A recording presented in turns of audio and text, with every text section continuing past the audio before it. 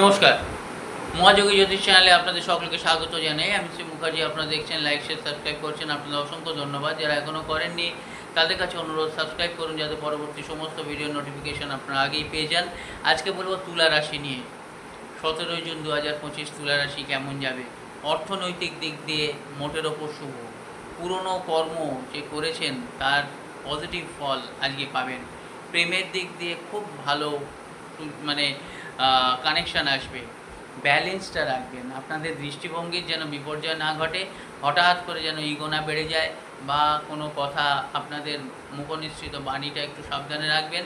এছাড়াও আপনারা কিন্তু আজকের অনেক একটা দূর প্ল্যান করতে পারেন, একটা কিছু ট্যুরের প্ল্যান করতে পারেন, বা কর্মকেন্দ্রিক প্ল্যান করতে পারেন।